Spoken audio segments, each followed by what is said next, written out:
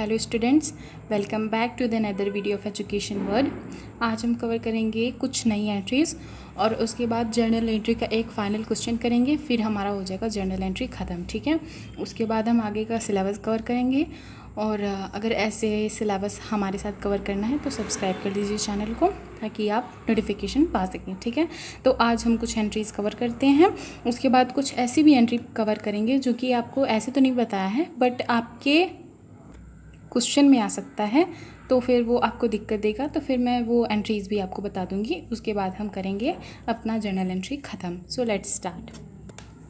Drawings इन goods. Drawings इन goods का मतलब होता है कि मान लीजिए ओनर ने बिज़नेस से कुछ गुड्स परचेज़ कर लिए, परचेज़ नहीं किए हैं, उसने उधार पे लिए हैं। मतलब ये बिज़नेस है और ये ओनर है, और ओनर ने बिज़नेस से गुड्स क्या कर लिया, ले लिया, बिना पैसे के उधार में गुड्स ले लिया। ठीक है, तो इसकी एंट्री क्या होगी? Drawings account debit to purchase. ये एंट्री मैं पहले बता चुकी हूँ पर फिर से बता दे रही हूँ। Drawings account debit to purchases. ठीक है, अब यहाँ पे आप सोच रहे होंगे कि गुड्स है तो फिर परचेजेस क्यों लिखा है। तो हाँ, यहाँ पे ऐसा होता है ना कि अगर हम अकाउंट्स में कोई भी एंट्री करते हैं तो अगर कोई गुड्स आता है, मतलब गुड्स का कोई भी ऐसी एंट्री आती हो, तो वहाँ पे हर गुड्स के प्लेस पे हम परचेज़ लिखते हैं। जैसे यहाँ पे अगर हम अपना गोल्डन रूल देखें तो यहाँ पे हो जाता है क्रेडिट व्हाट गोज़ आउट। ठीक है, तो उसके हिसाब से हमारे बिज़नेस से गया है गुड्स, तो यहाँ पे क्रेडिट करना चाहिए टू गुड्स, लेकिन यहाँ पे गुड्स की जगह पे परचेजेस इसलिए लिखा हुआ है क्योंकि हर एंट्रीज़ में हम अकाउंट में गुड्स को परचेजेस ले ऐसे एज अ परचेज ट्रीट करते हैं। ठीक है, अब next entry, goods given as charity, मतलब गुड्स को चैरिटी में दे दिया गया है। ठीक है, तो इसकी एंट्री क्या हो जाएगी? Charity account debit to purchases. Purchases क्यों आया अभी मैंने बताया, क्योंकि गुड्स को अकाउंट्स में एज परचेज ट्रीट किया जाता है। ठीक है, तो charity account debit to purchase. Next entry, goods distributed as free sample. Free sample का मतलब यहाँ पे इसलिए डिस्ट्रीब्यूट किया गया है क्योंकि वो एडवर्टाइज़ कर रहा है खुद को कि मेरा प्रोडक्ट लो, अगर लोगों को अच्छा लगेगा तो वो लेंगे ही।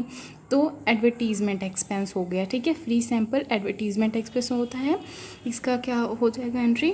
Advertisement expense account debit to purchase. ठीक है, यहाँ पे भी परचेज क्यों आया आप जानते हो। फिर loss of goods by theft और लॉस बाय फायर। ठीक है, मतलब अगर आपके बिजनेस के गुड्स को किसी ने या तो चुरा लिया है या फिर वो जल गया है, तो इसकी एंट्री क्या हो जाएगी? अगर चुरा लिया है तो क्या होगा? Loss by theft account debit to purchase, और अगर जल गया है तो क्या होगा?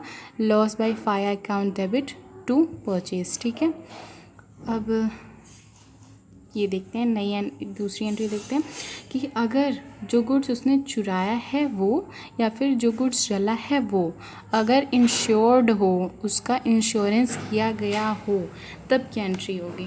इसमें थोड़ा सा समझना, इसमें थोड़ा सा कॉम्प्लिकेटेड है। इसमें 3 एंट्रीज़ को समझना है।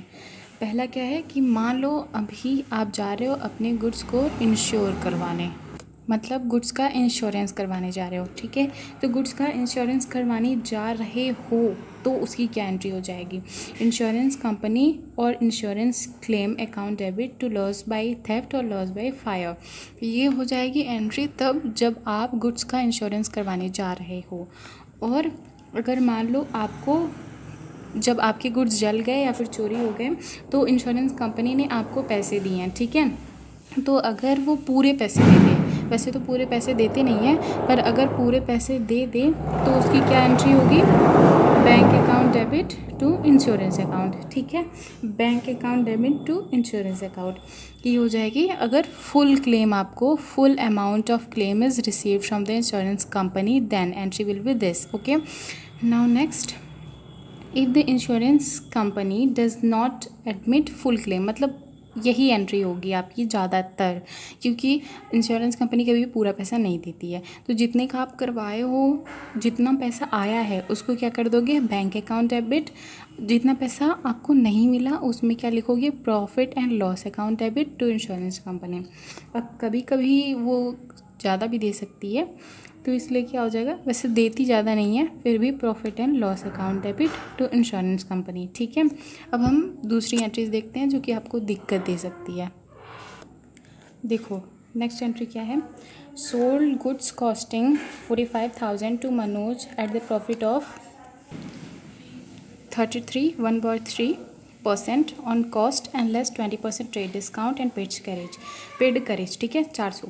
तो अब इसमें थोड़ा सा कैलकुलेशन थोड़ा सा टफ लग रहा होगा ना, तो क्योंकि इसका अब इसको सिंप्लीफाई करोगे 100/3 ये सब नहीं करना है, ठीक है। नॉर्मली अगर आप कहोगे तो मैं बता दूंगी कि जो मैं बताने वाली हूँ वो कैसे आया, वरना नहीं बताऊंगी, बस नॉर्मली इसको सॉल्व कर देना।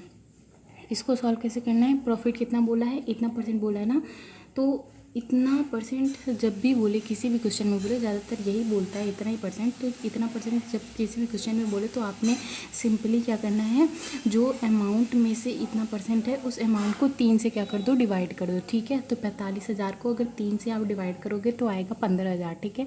तो 15,000 को 45,000 में जोड़ दोगे तो आएगा 60,000, ठीक है। अब 60,000 में से 20% हम माइनस कर देंगे, तो 60,000 का 20% हो जाएगा 12,000, और 60,000 के 20% मतलब माइनस कर दिया, 12,000 माइनस कर दिया 60 में से तो वो हो जाएगा 48,000, ठीक है। तो 48,000 वो हो जाएगा। और पेड करेज ये जो 400 बोला है, क्योंकि to be charge from customer बोला है, इसलिए ये 48,000 में प्लस हो जाएगा, वरना नहीं होता, क्योंकि गुड्स पे हमने सीखा है कि करेज प्लस नहीं होता, ठीक है। ये जो मैंने बोला वो मैं अभी सॉल्व करके दिखा देती हूँ। देखो टोटल अमाउंट, अभी मैं एक बार क्वेश्चन दिखाता समझा दूँ बोल क्या रहा है। टोटल अमाउंट इतना है, और उसने जब गुड्स को, मनोज ने जब गुड्स को, मतलब कि सेलर ने जब मनोज को गुड्स सोल्ड किया तो 45,000 के गुड्स को सोल्ड किया था उसमें, जिसमें उसको 1/3 का प्रॉफिट से सेल किया, ठीक है।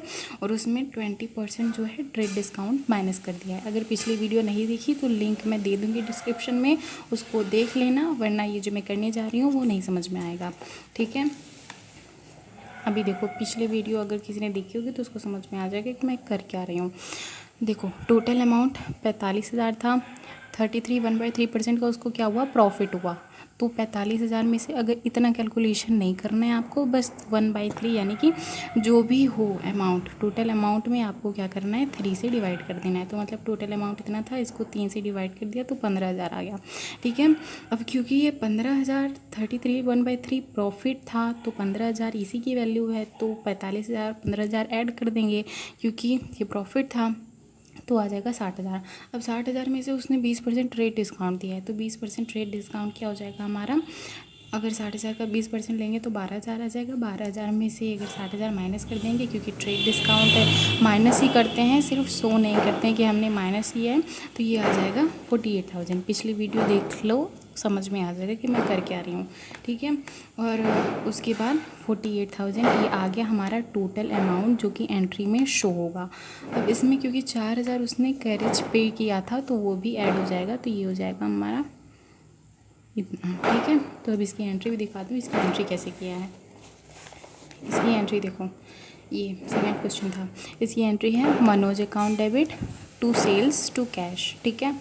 टू सेल्स में इतना आया है, टू कैश में इतना आया है। अब देखो कैरेज चाहे आउटवर्ड हो चाहे इनवर्ड हो, उसको, क्योंकि यहाँ पे कैरेज जो है वो मनोज के बिहाफ पे किया गया है। देखो good sold to Manoj on carriage credit and paid carriage on his behalf, उसके बिहाफ पे किया गया है, इसलिए यहाँ पे टू कैश करके 400 लिखा है, ठीक है। और ये सेल्स वाली अमाउंट कैसे आई मैंने बता दिया आपको, और मनोज वाली अमाउंट ये है पूरा, ठीक है। डेबिट और क्रेडिट इक्वल हो गया। अब नेक्स्ट एंट्री थोड़ी सी बड़ी लंबी चली जाएगी और उसको समझाना भी पड़ेगा, तो वो नेक्स्ट एंट्री और एक क्वेश्चन मैं अगली वीडियो में कवर करूँगी, ठीक है। और यहाँ पे पूरा 11th का सिलेबस कवर करूँगी। सो बने रहिए हमारे साथ एंड सब्सक्राइब द चैनल।